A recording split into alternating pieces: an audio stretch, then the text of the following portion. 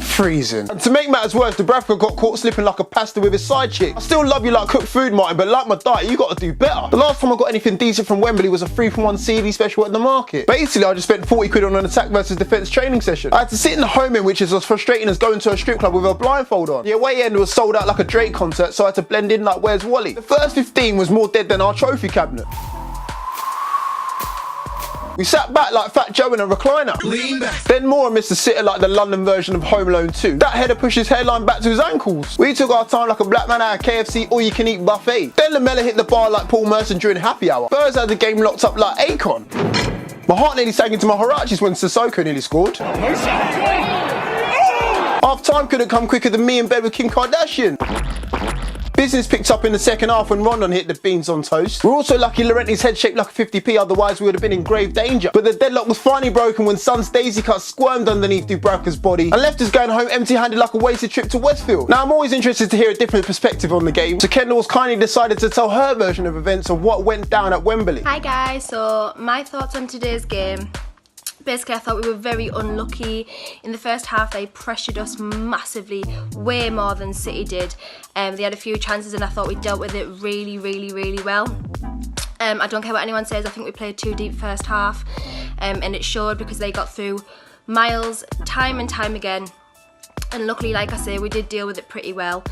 I just was happy that we kept it 0-0 up until half time, and then obviously Son had to go and score. But never mind. I don't think you can blame Rafa's tactics either. They worked against City, parking the bus as we say, worked against City. But obviously aside from the result, I think for the most part they did work today. I thought Sharp pulled off some fantastic defending, especially kicking that one off the line. I don't even know how we got a foot to it, honestly. Lascelles, who's been off form, I think he played pretty well as well. Longstaff held his own in midfield as usual.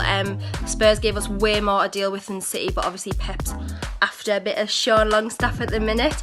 I thought Rondon was massively unlucky as well, hitting the post with his rocket header. I'm absolutely devastated for the lad because I really, really, really want him to do well.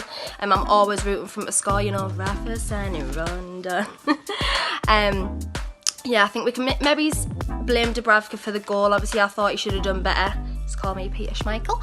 I thought he could have done better, but he did get a hand to it. But at the end of the day, he's won us 100 times more points than he's ever lost us.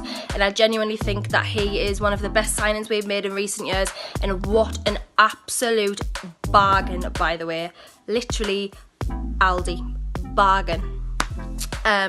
Obviously didn't get to see much of Bareka today.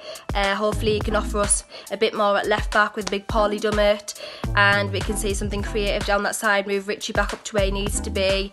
Hopefully Almiron's Miguel Almiron, I hope that his work permit comes through before the Wolves game, we can see a bit of pace and a bit of rapid and creativity in the number 10 role.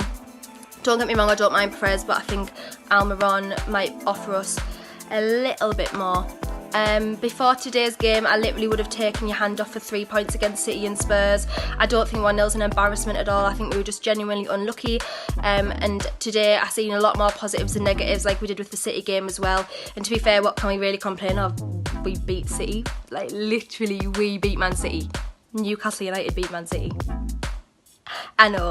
And it was only 1-0 against Tottenham. So, to be honest, I think we've just got to keep pushing on, keep the faith, and we can do this, lads. Cheers for that, Kendall. So 3 points taken from two sides competing at the top of the table for the Premier League title. Not bad, eh? With a record signing Shelby Key and Diarmid's come back into the mix, I'd say the only way is up. Better than looking down. Lord have mercy. Jeez.